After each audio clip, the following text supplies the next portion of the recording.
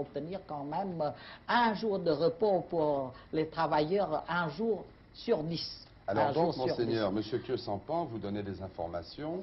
Oui. Très vite, Très nous vite. avons su, donc vous avez su également ce qui se passe au Cambodge, et vous n'avez rien pu faire. J'ai pu faire quelque chose quand même, n'est-ce pas? Alors, pour adoucir la vie de mes compatriotes, de mon peuple, que je considère toujours comme mes enfants. Et, Monseigneur, je permets de revenir sur la question. Mais quant au massacre, qu'est-ce que vous voulez que je fasse? Vous étiez au courant de ces massacres? Mais je n'étais pas au courant de ces massacres.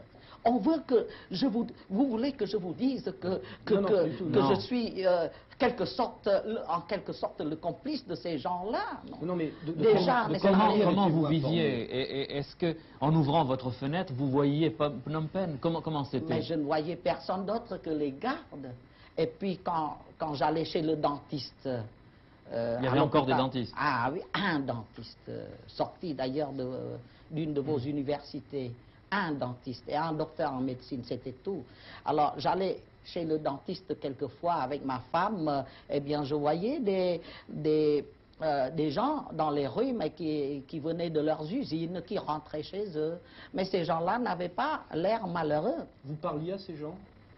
Je ne pouvais pas parler puisque je ne faisais qu'aller chez le dentiste, mais avec qui on s'en prend. Nous avons visité quelques coopératives, nous avons visité des rizières, nous avons visité des chantiers de travail manuel, mais ces gens n'étaient pas malheureux, ils n'avaient pas l'air terrorisés, ils n'étaient pas sous-alimentés. Les premières images que nous avons reçues de Phnom Penh donnaient l'impression d'une ville totalement désertée, déserte, abandonnée.